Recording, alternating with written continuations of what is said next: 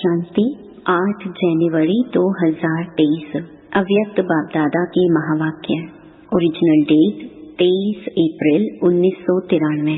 निश्चय बुद्धि भव अमर भव। आज बाप दादा सर्व अति स्नेही आदि से यज्ञ की स्थापना के सहयोगी अनेक प्रकार के आए हुए भिन्न भिन्न समस्याओं के पेपर में निश्चय बुद्धि विजयी बन पार करने वाली आदि स्नेही सहयोगी अटल अचल आत्माओं से मिलन मनाने आई हैं। निश्चय की सब्जेक्ट में पास हो चलने वाले बच्चों के पास आई हैं। यह निश्चय चाहे इस पुराने जीवन में चाहे अगले जीवन में भी सदा विजय का अनुभव कराती रहेगी।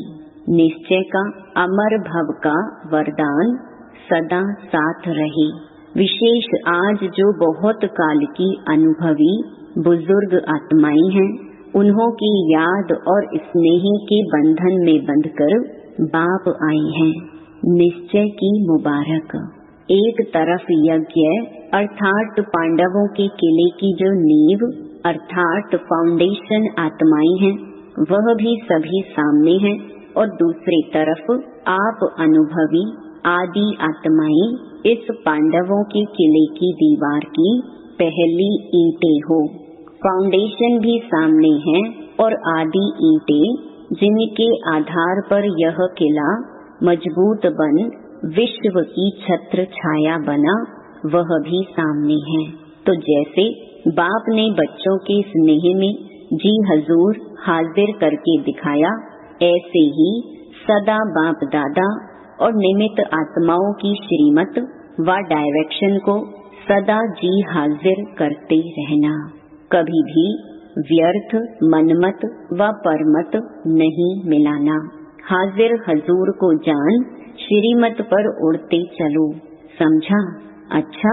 मधुबन निवासियों को सेवा की मुबारक देते हुए बाप दादा बोले, अच्छा, विशेष मधुबन निवासियों को बहुत बहुत मुबारक हो। सारा सीजन अपनी मधुरता और अथक सेवा से सर्व की सेवा के निमित्त बने। तो सबसे पहले सारी सीजन में निमित्त सेवाधारी विशेष मधुबन निवासियों को बहुत बहुत मुबारक। मधुबन है ही मधु अर्थात मधुरता। तो मधुरता सर्व को बाप के स्नेह में लाती है। इसलिए चाहे हॉल में हो चाहे चले गए हो, लेकिन सभी को विशेष एक एक डिपार्टमेंट को बाप दादा विशेष मुबारक सेवा की दे रहे हैं, और सदा अथक भव मधुर भव के वरदानों से बढ़ते उड़ते चलो। अव्यक्त बाप दादा की पर्सनल मुलाकात। पहला, अलबेलापन कमजोरी लाता है, इसलिए अलर्ट रहो। सभी संगम युगी श्रेष्ठ आत्माएं हो ना। संगम युग की विशेषता क्या है जो किसी भी युग में नहीं है? संगम युग की विशेषता है, एक तो प्रत्यक्ष फल मिलता है और एक का पदम गुना प्राप्ति का अनुभव इसी जन्म में ही होता है। प्रत्यक्ष फल मिलता है ना। अगर एक सेकंड भी हिम्मत रखते हो तो मदद कितने समय तक मिलती रहती है। किसी एक की भी सेवा करते हो तो खुशी कितनी मिलती है। तो एक की पदम गुना प्राप्ति अर्थात प्रत्यक्ष फल इस संगम पर मिलता है। तो ताजा फ्रूट खाना अच्छा लगता है ना। तो आप सभी प्रत्यक्ष फल अर्थात ताजा फल खाने वाले हो, इसलिए शक्तिशाली हो। कमजोर तो नहीं है ना। सब पावरफुल हैं। कमजोरी को आने नहीं देना। जब तंदुरुस्त होते हैं तब कमजोरी स्वतः खत्म हो जाती है। सर्व शक्तिवान बाप द्वारा सदा शक्ति मिलती रहती है, तो कमजोर कैसे होंगे? कमजोरी आ सकती है, कभी गलती से आ जाती है। जब कुंभकर्ण की नींद में अलबेले होकर सो जाते हो तब आ सकती है, नहीं तो नहीं आ सकती है। आप तो अलर्ट हो ना। अलबेले हो क्या? सभी अलर्ट हैं, सदा अलर्ट हैं। संगम युग में बाप मिला, सब कुछ मिला, तो अलर्ट ही रहेंगे ना। जिसको बहुत प्राप्तियां होती रहती हैं वो कितना अलर्ट रहते हैं। रिवाजी बिजनेसमैन को बिजनेस में प्राप्तियां होती रहती हैं, तो अलबेला होगा या अलर्ट होगा? तो आपको 1 सेकंड में कितना मिलता है, तो अलबेले कैसे होंगे? बाप ने सर्व शक्तियां दे दी। जब सर्व शक्तियां साथ हैं तो अलबेलापन नहीं आ सकता है। सदा होशियार, सदा खबरदार रहो। यूके को तो बाप दादा कहते ही हैं ओके, तो जो ओके बिल्कुल ठीक होगा वह जब अलर्ट होगा तब तो ओके होगा ना।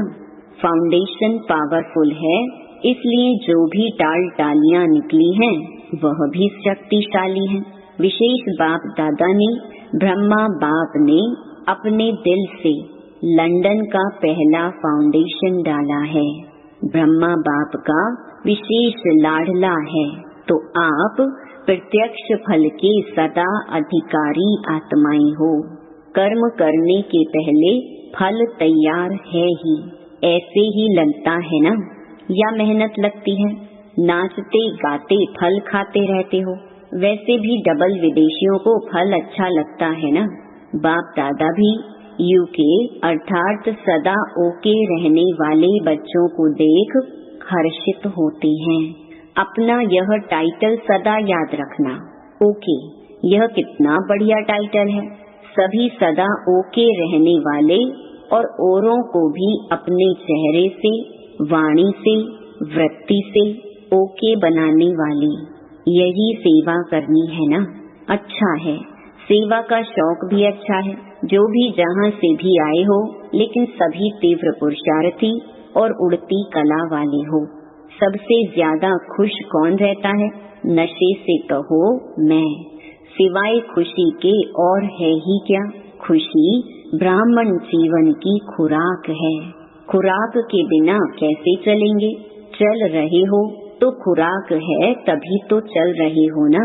स्थान भी बढ़ रहे हैं। देखो, पहले 3 पैर पृथ्वी लेना बड़ी बात लगती थी, और अभी क्या लगता है? सहज लगता है ना। तो लंदन ने कमाल की है ना। अभी 50 एकड़ जमीन मिली है।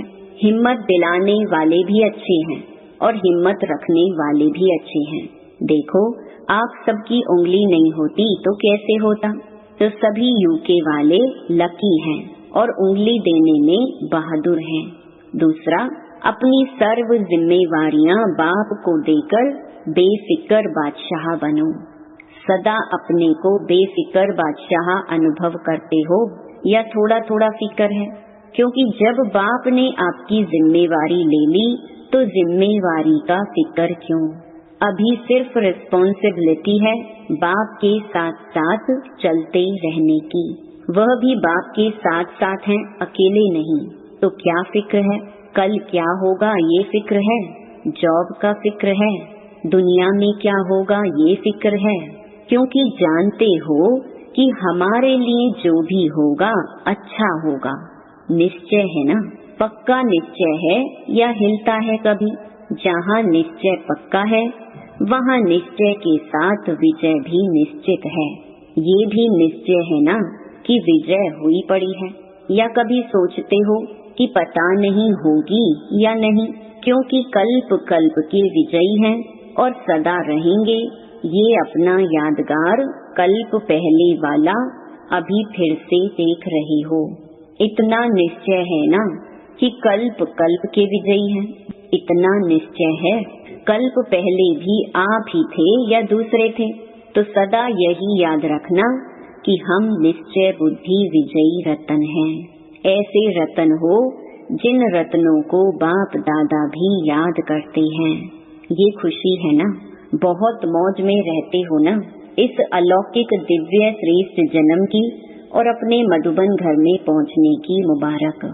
तीसरा, बाप और आप ऐसे कंबाइंड रहो जो कभी कोई अलग ना कर सके। सभी अपने को सदा बाप और आप कंबाइंड हैं ऐसा अनुभव करते हो। जो कंबाइंड होता है उसे कभी भी कोई भी अलग नहीं कर सकता। आप अनेक बार कंबाइंड रहे हो, अभी भी हो और आगे भी सदा रहेंगे। ये पक्का है, तो इतना पक्का कंबाइंड रहना। तो सदैव स्मृति रखो कि कंबाइंड थे, कंबाइंड हैं और कंबाइंड रहेंगे। कोई की ताकत नहीं जो अनेक बार के कंबाइंड स्वरूप को अलग कर सके। तो प्यार की निशानी क्या होती है? कंबाइंड रहना। क्योंकि शरीर से तो मजबूरी में भी कहाँ कहाँ अलग रहना पड़ता है। प्यार भी हो लेकिन मजबूरी से कहाँ अलग रहना भी पड़ता है।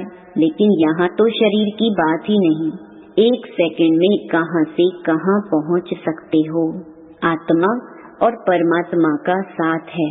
परमात्मा तो कहाँ भी साथ निभाता है और हर एक से कंबाइंड रूप से प्रीत की रीति निभाने वाले हैं। हर एक क्या कहेंगे? मेरा बाबा है, या कहेंगे तेरा बाबा है। हर एक कहेगा मेरा बाबा है। तो मेरा क्यों कहते हो? अधिकार है तब ही तो कहते हो। प्यार भी है और अधिकार भी है। जहाँ प्यार होता है वहाँ अधिकार भी होता है। अधिकार का नशा है ना। कितना बड़ा अधिकार मिला है। इतना बड़ा अधिकार सतयुग में भी नहीं मिलेगा। किसी जन्म में परमात्मा अधिकार नहीं मिलता। प्राप्ति यहाँ है। प्रारब्ध सतयुग में है लेकिन प्राप्ति का समय अभी है। तो जिस समय प्राप्ति होती है उस समय कितनी खुशी होती है। प्राप्त हो गया फिर तो कॉमन बात हो जाती है। लेकिन जब प्राप्त हो रहा है उस समय का नशा और खुशी अलौकिक होती है। तो कितनी खुशी और नशा है, क्योंकि देने वाला भी बेहद का है, तो दाता भी बेहद का है और मिलता भी बेहद का है। तो मालिक किसके हो? हद के या बेहद के? तीनों लोक अपने बना दिए हैं। मूल वतन सूक्ष्म वतन हमारा घर है और स्थूल वतन में तो हमारा राज्य आने वाला ही है। तीनों लोकों के अधिकारी बन गए। तो क्या कहेंगे? अधिकारी आत्माएं। कोई अप्राप्ति है तो क्या गीत गाते हो? पाना था वह पा लिया, पाना था वह पा लिया, अभी कुछ पाने को नहीं रहा। तो ये गीत गाते हो। या कोई अप्राप्ति है, पैसा चाहिए, मकान चाहिए, नेता की कुर्सी चाहिए, कुछ नहीं चाहिए। क्योंकि कुर्सी होगी तो भी एक जन्म का भी भरोसा नहीं। और आपको कितनी गारंटी है? 21 जन्म की गारंटी है। गारंटी कार्ड माया तो चोरी नहीं कर लेती है। जैसे यहाँ पासपोर्ट खो लेते हैं तो कितनी मुश्किल हो जाती है। तो गारंटी कार्ड माया तो नहीं ले लेती है, छुपा छुपी करती है। फिर आप क्या करते हो? लेकिन ऐसे शक्तिशाली बनो जो माया की हिम्मत नहीं। चौथा, हर कर्म त्रिकालदर्शी बनकर करो। सभी अपने को तख्त नशीन आत्माएं अनुभव करते हो। अभी तख्त मिला है या भविष्य में मिलना है? क्या कहेंगे? सभी तख्त पर बैठेंगे। दिल तख्त बहुत बड़ा है। दिल तख्त तो बड़ा है लेकिन सतयुग के तख्त पर एक समय में कितने बैठेंगे? तख्त पर भले कोई बैठे लेकिन तख्त अधिकारी रॉयल फैमिली में तो आएंगे ना। तख्त पर इकट्ठे तो नहीं बैठ सकेंगे। इस समय सभी तख्त नशीन हैं, इसलिए इस जन्म का महत्व है। जितने चाहें जो चाहें दिल तख्त नशीन बन सकते हैं। इस समय और कोई तख्त है? कौन सा है? अकाल तख्त। आप अविनाशी आत्मा का तख्त ये भ्रकुटी है। तो भ्रकुटी के तख्त नशीन भी हो और दिल तख्त नशीन भी हो। डबल तख्त है ना। नशा है कि मैं आत्मा भ्रकुटी के अकाल तख्त नशीन हूँ। तख्त नशीन आत्मा का स्व पर राज्य है, इसलिए स्वराज्य अधिकारी है। स्वराज्य अधिकारी हूँ, यह स्मृति सहज ही बाप द्वारा सर्व प्राप्ति का अनुभव कराएगी। तो तीनों ही तख्त की नॉलेज है। नॉलेजफुल होना, पावरफुल भी हो या सिर्फ नॉलेजफुल हो। जितने नॉलेजफुल हो उतने ही पावरफुल हो, या नॉलेजफुल अधिक पावरफुल कम। नॉलेज में ज्यादा होशियार हो। नॉलेजफुल और पावरफुल दोनों ही साथ साथ। तो तीनों तख्त की स्मृति सदा रहे। ज्ञान में 3 का महत्व है। त्रिकालदर्शी भी बनते हैं। तीनों काल को जानते हो, या सिर्फ वर्तमान को जानते हो? कोई भी कर्म करते हो तो त्रिकालदर्शी बनकर कर्म करते हो या सिर्फ एकदर्शी बनकर कर्म करते हो? क्या हो, एकदर्शी या त्रिकालदर्शी? तो कल क्या होने वाला है वह जानते हो? कहो, हम यह जानते हैं कि कल जो होगा वह बहुत अच्छा होगा। ये तो जानते हो ना, तो त्रिकालदर्शी हुए ना। जो हो गया वो भी अच्छा, जो हो रहा है वह और अच्छा, और जो होने वाला है वह और बहुत अच्छा। यह निश्चय है ना कि अच्छे से अच्छा होना है, बुरा नहीं हो सकता। क्यों? अच्छे से अच्छा बाप मिला, अच्छे से अच्छे आप बने, अच्छे से अच्छे कर्म कर रहे हो, तो सब अच्छा है ना कि थोड़ा बुरा थोड़ा अच्छा है? जब मालूम पड़ गया कि मैं श्रेष्ठ आत्मा हूँ, तो श्रेष्ठ आत्मा का संकल्प, बोल, कर्म अच्छा होगा ना। तो सदा यह स्मृति रखो कि कल्याणकारी बाप मिला तो सदा कल्याण ही कल्याण है। बाप को कहते ही हैं विश्व कल्याणकारी, और आप मास्टर विश्व कल्याणकारी हो। तो जो विश्व का कल्याण करने वाला है उसका अकल्याण हो ही नहीं सकता। इसलिए यह निश्चय रखो कि हर समय, हर कार्य, हर संकल्प कल्याणकारी है। संगम युग को भी नाम देते हैं कल्याणकारी युग। तो अकल्याण नहीं हो सकता।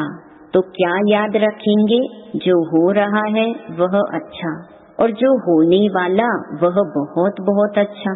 तो यह स्मृति सदा आगे बढ़ाती रहेगी। अच्छा, सभी कोने कोने में बाप का झंडा लहरा रहे हो, सभी बहुत हिम्मत और तीव्र पुरुषार्थ से आगे बढ़ रहे हो और सदा बढ़ते रहेंगे। फ्यूचर दिखाई देता है ना। कोई भी पूछे आपका भविष्य क्या है, तो बोलो हमको पता है बहुत अच्छा है। अच्छा, वरदान अपने मस्तक पर श्रेष्ठ भाग्य की लकीर देखते हुए सर्व चिंताओं से मुक्त बेफिक्र बादशाह भव। बेफिक्र रहने की बादशाही सब बादशाहियों से श्रेष्ठ है। अगर कोई ताज पहनकर तख्त पर बैठ जाए और फिक्र करता रहे तो यह तख्त हुआ या चिंता? भाग्य विधाता भगवान ने आपके मस्तक पर श्रेष्ठ भाग्य की लकीर खींच दी, बेफिक्र बादशाह हो गए। तो सदा अपने मस्तक पर श्रेष्ठ भाग्य की लकीर देखते रहो। वहाँ मेरा श्रेष्ठ ईश्वरीय भाग्य, इसी फखुर में रहो तो सब फिक्रातें, चिंताएं समाप्त हो जाएंगी। स्लोगन: एकाग्रता की शक्ति द्वारा रूहों का आवाहन कर रूहानी सेवा करना ही सच्ची सेवा है। ओम शांति।